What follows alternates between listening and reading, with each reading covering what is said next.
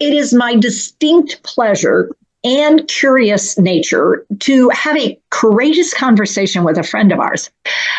This is Erin, and Erin, I'll let her tell a little bit more about herself. She's in a somewhat unique situation, but not so unique that she's the only human on earth that's experiencing this.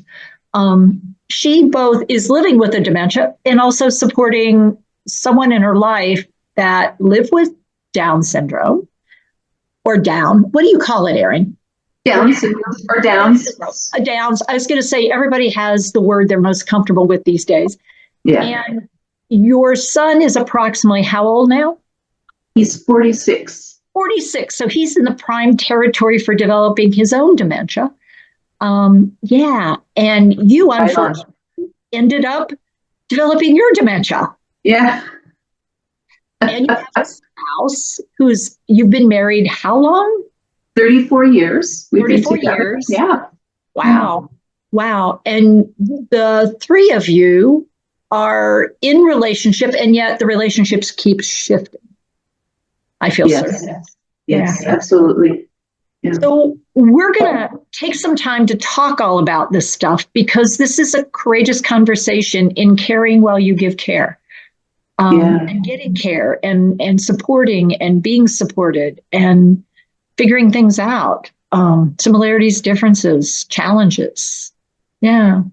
So Erin, tell us a little bit about who Erin has been in her world and lifetime, because you've been a really pretty interesting lady. Let's see, during my working career, I did various things for health insurance payer companies.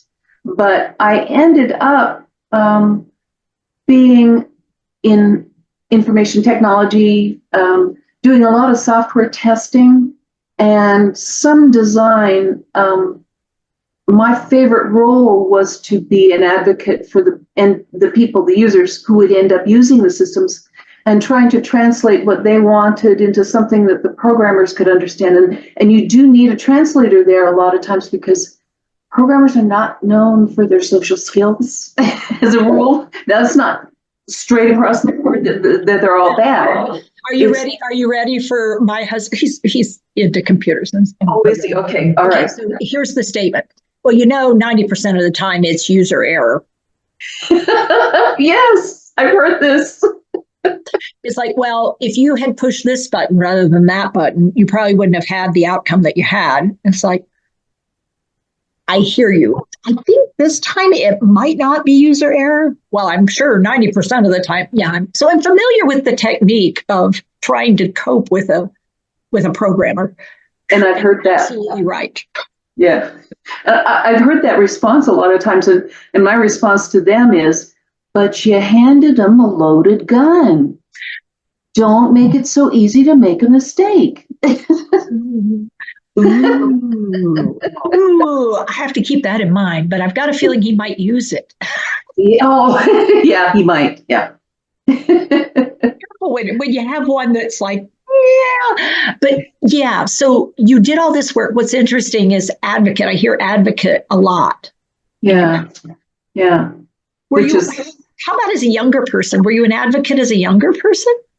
I was an advocate for my son from day one. Yeah, absolutely. I spent the first 5 weeks of his life not knowing what was going to come because he had Down syndrome and I didn't know anything about it. Not a thing. So he was born in the late 1990s? 1970s. So he was born in 77. Oh, yeah. Okay, 77. So, yeah, boy, that was an era when a lot of things were shifting big time. Institutional care was out, or for some places it was starting to move. Still there. Education for all was brand new. Oh, yeah. I mean, self-contained classrooms is about as close. And for people with Downs, high school students were placed in elementary schools in a contained classroom frequently. Oh, I didn't know that. No, because, intellectually. Yeah. Oh, I imagine they didn't feel very comfortable. Well, like they're like kids, Yeah. Oh, my favorite one was, they're all so affectionate. Oh, yeah. Well, yeah, sometimes, just like the rest of us.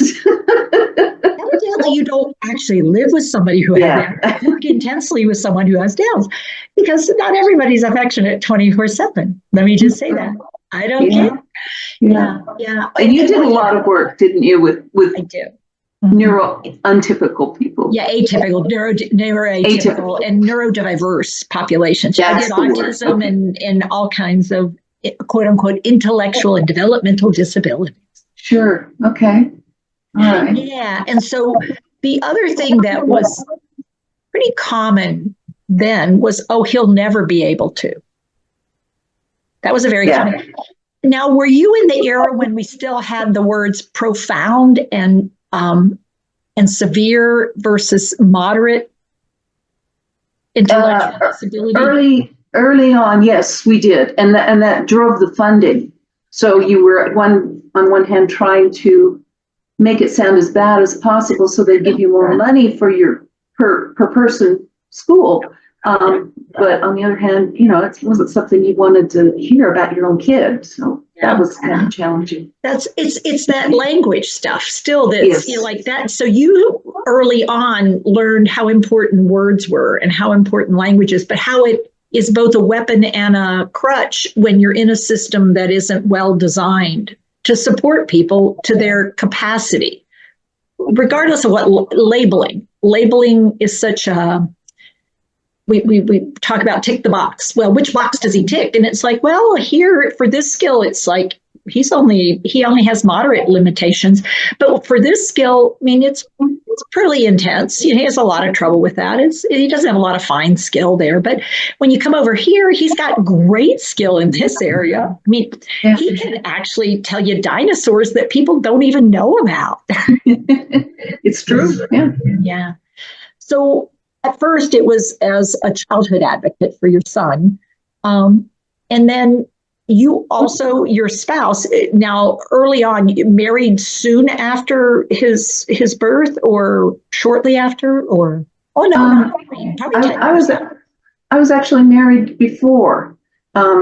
So his father wasn't in the picture anymore. Okay, so you were single parenting too. Yeah. Very common, at least during that era. There was a lot of single parenting after the birth of a child with Down. I had heard that, but I didn't know if it was true. Okay. No, it's true. I mean, it really was a pattern. There was a lot of fracture in families because energies and how energies are spent get shifted, and sense of responsibility or sense of, desire to advocate and to be in that space and what it does to families. It is hard. I mean, it was definitely a hard time because there was a lot of blaming during that era about why the child would have Down. Yeah, and why their behavior was way over the top. Yeah. I got blamed a lot, I think, for the mother. Yeah. Yeah, well, it's all in the home. We're absolutely perfect. We're doing perfect stuff at school, but. Well, I remember after he was born and they told me, I went, now I get it. This is what I'm supposed to be here for. This is what I'm supposed to do. And it made so much sense to me. And I felt so committed and drawn to the job that it was really quite perfect for me. And I think my son's father had a totally different reaction. And that's partially because they have the same gender too. There's this expectation that a man has of a son that he doesn't have with a daughter, right? So, yeah. So moving along, we went along and did real well. And then I met Teresa, and at the time I met her, Liam was just starting to go through puberty. So we were having some tough times. Yeah, those hormones, when they start kicking in, all bets off. Yes. So sweet kids, it's like, what's happened to my child? They are possessed of a demon. Oh, I know. Yes, it's true. Hormones and brain change and developing new personality traits based on who they were, but boy, way different, intense zones. It was. We spent a lot of time trying to teach him how to express his emotions appropriately rather than by breaking the glass panel out of a console or, those kinds of things. Slamming the door through the wall. Yeah. Exactly. And it diminished, certainly. It never, ever went all the way away, even to this day. Yeah. And I see the genetics in that some. Yeah. So, I mean, that reality of learning to cope with a challenging situation and recognizing signs and signals of, ooh, this is going to be a trigger. Ooh, this is a high risk situation. Ooh, this is low risk. Let's try this and see how this goes. Did you ever get, when he was in that play of going from child to adult through teenage years, did you ever get to a place where it's like, this is no longer a safe environment? It's not safe for me, for my spouse, for him to stay in this setting, in this triad. We need something different. We've got to switch something up here. Did you go through that or not? I did. It was the worst time of my life, the absolute worst. Yeah. I had to basically give up custody of my son to the state and complain a lot, spent a lot of time meeting people, phoning people, saying, this is a severe, dangerous situation. You have got to do something. People told me I would have to take him down to DSHS and leave him in order for them to step in. But I never quite had to do that, so that was good. Well, the reason you didn't quite have to do that is you didn't give up on continuing to advocate. I mean, I've been there. I was around during that time, so you're not fooling me, Erin. That's not exactly. It's like you never had to. You never chose to. You kept working it until you finally got somebody to go, oh, it says, oh, okay, so we're going to need to intervene here. Is that the case? Yeah, exactly. We got to the edge of what was dangerous for somebody to say, oh, this is actually dangerous. And it's like, yes. Yeah. And there's more to it. If people are trying to work this system, the trick is to get a politician in your court or someone of influence, because I don't know any other way to make this happen. And I'm sorry, that's the way. Important statement. Wow. Thank you for sharing that, because I've experienced that both in developmental disabilities, but then again in dementia. It's the squeaky wheel, but you got to get the squeak in the right place. The squeak has to bother somebody with power, because you got to go to the power. You can't create your own power. You go there and you figure out how to use that person's power. And they are happy sometimes when they get a good cause to go and be that visible thing that says, this is wrong. And it's like, yes, isn't it though? And that's when things start to shift. Yeah, good for you. Did you know that from other life work, or how did you find out? I went to a legislative tea at somebody's house one day, mentioned the trouble in front of 40 other people in this room. Did you had planned on doing that with the tea? I mean, is that why you went to the tea, or you went to the tea otherwise? And do you remember? I didn't have this in my head, I think, at the time, but the more I thought about it, the more I thought this might be worth mentioning. And fortunately, the legislator had an experience with someone else who had the same diagnosis, who had some anger management issues and had intervened. And so it was really easy for her to fall into that slot again and try and make that happen. And she did. We'd be grateful to her. Yeah. So it was an opportunity that presented itself. And you took it, you went ahead and acknowledged the opportunity, and you said, okay, this is a place to advocate. Not only, I mean, again, I want to be real clear, not only for my son, but for this situation. Exactly. It wasn't just you saying something. This wasn't just about your son. This is about what's not working in a situation. You found someone who had enough experience that didn't go, oh, yeah, no, I'm sure it's working fine. They had an experience that also set them up to go, oh, tell me more about this one, because this is, and so you helped your son, but that's going to make a difference for a third person or a fifth person or a 20th person or maybe the 150th person. until we get enough people saying, whoa, let's pause here, let's shift, that we actually see legislation that changes for a population. And most people don't realize that housing is not an entitlement for people with disabilities. Nope. People think it's just something you fall into when it's time. I know many aging parents who have aging kids in this population who don't have any place for them to go if something happens. So it's a scary situation, and we have lots and lots and lots of people on waiting lists.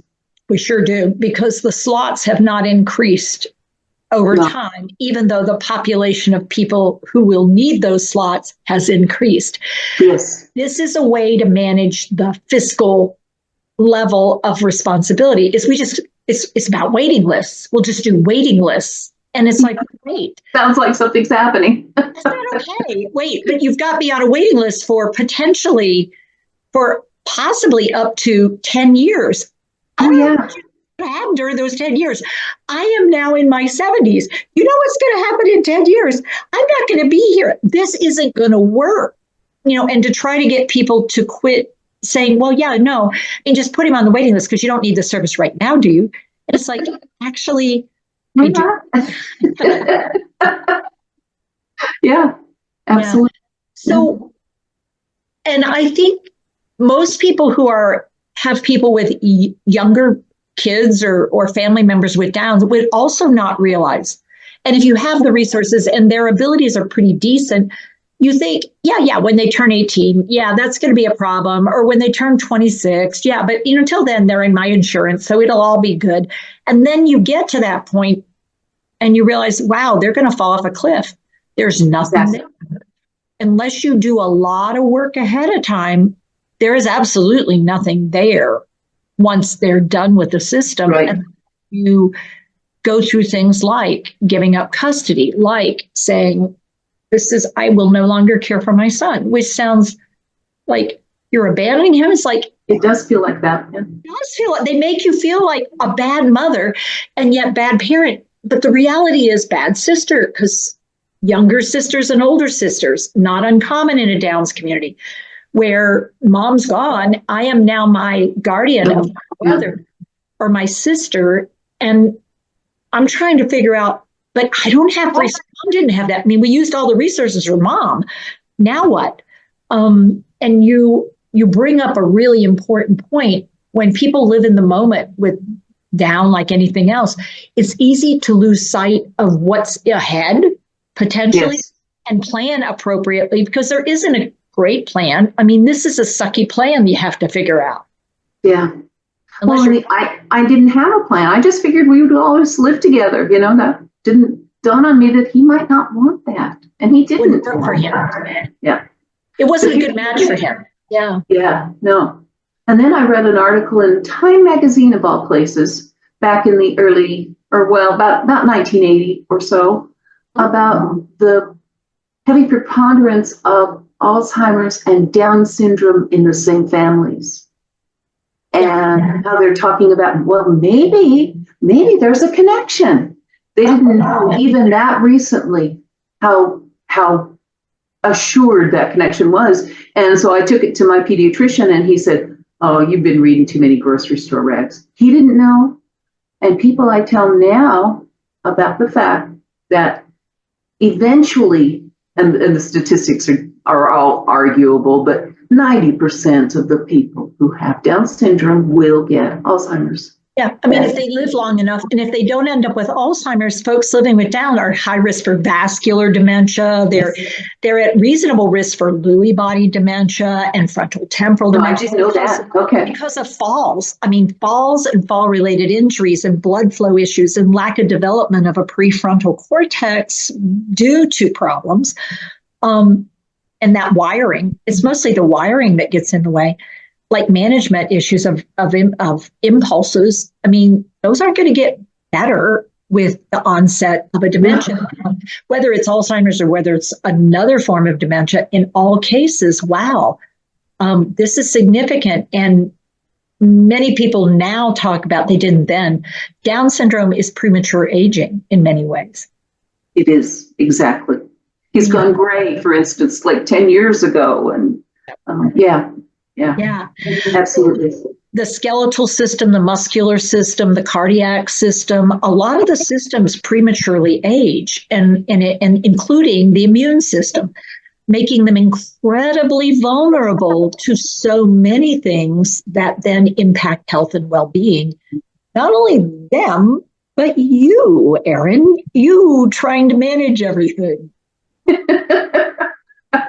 I have had a very stressful life, that's for certain.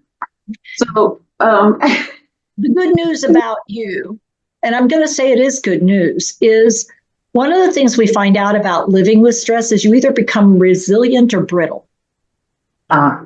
Okay, makes sense. Yeah. And guess what you have? Guess what are you? What category do you fall into? I'm resilient. You're incredibly resilient because on top of everything else you were managing, making hard choices, really miserable, having to make decisions, and then follow through with, that doesn't mean you don't advocate. It just means your role in advocacy changes, because now you're advocating as an advocate, a true advocate for another human being, not as his parent in all cases. I see. Little more detached. Yeah. You have some distance on it and you go, these are human rights. Excuse me. This is a human rights issue. This isn't because he's my son. This is not how you treat people. And so yes, it was about your son, but I suspect there were multiple times it was about, this is a human right issue. People shouldn't be treated like this. And yet the pushback on that I get from agencies and bureaucrats is, well, we can't talk to you about anybody else. We can only talk to you about your son. And this doesn't impact your son. So just forget about it. Yeah. Let's keep your focus over here so that we can get away with stuff that isn't right over here, and it's not your job. And it's like, well, whose job is it then to hold you accountable? Good question. You deliver. And you and I have similar jobs in that we translate things for people in many ways. Like you were doing it in software companies and the end user. And that's sort of what I do. I mean, I'm this translator that goes, okay, that's bullshit. I'm just going to call it for what it is. That's just bullshit. Don't bullshit me. I'm not stupid. It's like, that is not an end user problem. That is a software development problem. So, this is a service problem. You say you do this, you don't do this. You say you train people, all they do is watch a video. That is not training people to how you bring this to you. That is not the same thing at all. Yeah. Absolutely. And so you've had this job, and now how many years ago did you discover that you were starting to have your own brain changes and the neurodegeneration in certain areas of function? How many years is it? I suspected in my early 40s. And I know most people will not believe that because I'm 72 now. Yeah. And it has been a very slow progression, very slow. I believe you. Yeah. Well, I tell most people, Teepa. I hear you. Yeah. Well, they think they know it's 8 to 12 years. So 8 to 12, that's it. What do you mean? Did you think? No, that's not possible. It's 8 to 12. And it's like, that's ticking a box. This is Erin. Did you forget that she was resilient? And she's done a lot of things to be healthy, to be well, to sustain. You guys keep wanting to tick a box and put everybody in the same box. You've met one person. You've met this one human being, and you best remember that. Yeah. So I kept getting tested and tested and tested. I think I've been through that Oh, you know it really well, don't you? The neuropsychological testing. Oh God, yes. The 4-hour, 5-hour battery. I've been through it four times so far, and they can't tell me there's anything wrong. They think everything's just fine. I'm about to face it one more time, and then I'm going to give up, I think. That's an interesting test. Here's the problem I see with it. The problem that I see with it is I've taken it now 5 times, and there is a learning process. It goes into old memory storage. It's not acute new memory thing, which is what I have some trouble with. However, when I can get it into long-term storage, I'm actually pretty good at long-term storage. I never thought of that. Interesting. Very, very possibly. Yes. Yes. You're a smart woman. You learn from mistakes. You don't repeat the same mistake over and over if you can avoid it. I mean, sure. That's human. People do that. Yeah. You think? Yeah, I do. So what are your biggest challenges living with your own brain changes? For you, what do you think your biggest challenges are? Being understood, oddly. I feel like a lot of times I just make casual observations and I think sometimes my wife thinks I'm apologizing for some behavior, and I'm not. I don't have that in my makeup because I can't help it, or that I'm asking for help. I'm not. I'm just observing, kind of bouncing it off of you. That's all. Would you historically have done that inside yourself, with self-talk inside your brain, or has this always been a pattern of talking out when you think?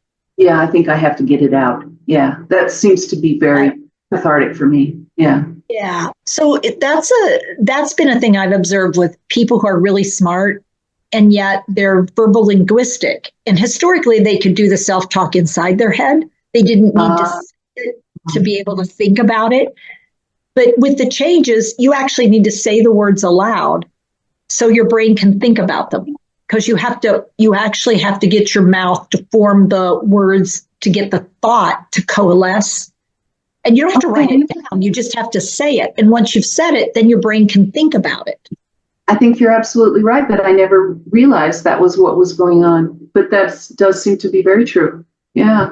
And your wife is noticing, you didn't used to do this. Yeah. Are you asking me for information, or are you wanting me to say okay, or what's going on here? Yeah. Having a hard line translating. See, this is a translator skill. Yeah. And it's hard to, go ahead. No, I was going to say, it's hard for that other person to get that this is a change on you, but it's not asking for something. It's just the change of how your brain gets you to do the thing you've always done. But now this is a different way of it doing it because it needs a little more self-support, but you're getting it from yourself. It hasn't progressed to such a point where it needs your partner to say back to you. So you're wondering what for lunch. When you say, well, I wonder what I should have for lunch today. You're not asking her a question. You're simply saying out loud what your brain is thinking right now. Okay. Makes good sense. Yeah. And if she could actually go, oh, so I should wait until you make eye contact with me and actually pose the question, what do we have for lunch, before I intervene? It's like, yeah, good idea. Oh, nice. That's true. Yeah. Okay. Yeah. So you have this challenge that you have to talk to think. Okay. It's new. Anything else that you notice about yourself that's changed that you can pick up on? Is it frustrates you, or it interests you, or it surprises you? The other thing that I notice is the parallel between the things that Liam is going through, that I'm just a little further behind, and I see myself, I'm not catching up to him because he's progressing rapidly. I am noticing that, oh, this is probably what's in my future, or likely to be in my future, and it's a little frightening to stay as a good caregiver and still be sensitive to what my needs are. Yeah, and knowing that it's potentially there, and yet you have to create that distance if you're going to do it, and then to find the right partner to talk about that with, so that you don't frighten your spouse. That's not the goal. But you do get a chance to explore, is this accurate or inaccurate? Because I think you should have a place, you deserve a place to say, so here's what I'm wondering. My son, who has Down, who's developing his Alzheimer's, this is what's happened. What's the probability of someone without Downs experiencing that? Yeah. Because those are sort of important things to start thinking through for someone like you. I mean, you're a smart, sort of like to plan ahead, have a handle on it. Sure. Yeah. Don't like are surprises. That's right. And you're a people reader. You would much rather anticipate the worst, if that's what it is. Yes, I would. Plan for it, then you would be surprised by the worst and not have realized that could happen. But the part you might not be as skilled at is recognizing, you know what, actually, this isn't improbable for you. It's very probable for somebody who is Down plus the dementia that he has, but not so much for somebody without Down. So that's a real important difference. The probability is really low that that particular thing is going to happen. How about this, though? Because it's not like it's a free ride. It's still going to progress. You get that. But your speed of progression is so super gradual. You have limited risk factors. Unfortunately, they're the wrong combo, but you don't have high risk factors. Okay, so you're in this low bucket that you're doing a lot of wonderfully good things for yourself. Even though, you've stressed your life, you've been a high stress, but you enjoy a little of that. I do. Absolutely. It's just like the reality is you're not distressed by this. You get challenged by it. When you get challenged, you get good chemicals flowing. And when you go into a discussion, yeah, when you go into advocacy, you go in with feeling empowered in this process. And you don't get surprised because the probabilities are going to say friggin' no. Possibility of yes. And a possibility of yes is enough for you to fight for it. Yeah, that's true. You have to have hope. You have to have hope. Yeah. And that's the thing that you could use every now and then, a little support with the hope side for yourself. Definitely. Because it can get a little challenging not wanting to burden your spouse with some of it, but being aware that there's possibilities, but wanting it to be managed. And she's got the double whammy of taking care of 2 generations here of people with some kind of dementia. Yeah. Yeah. So more to come. But for now, first of all, you're an amazing human being. Thank you so much. Thank you. I certainly am one of your biggest groupies. Well, and I've got to say, without individuals like you in our presence, we are less and we are weaker and we are not wiser.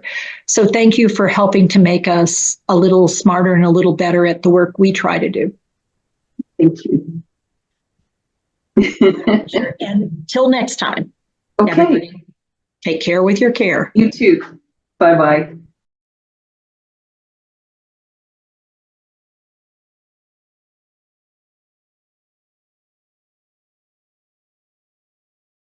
Hi, I'm Teepa Snow, and you just found our YouTube channel and watched one of our videos. I'm the owner and founder of Positive Approach to Care. Thanks for watching, and if you liked, if you have a comment about, or you would, please share it with people you know. Oh, and if you haven't yet done it, consider subscribing. We'll let you know when the next new video comes out, and you might want to visit our website, www.teepasnow.com, where you'll find other resources as well. See you there.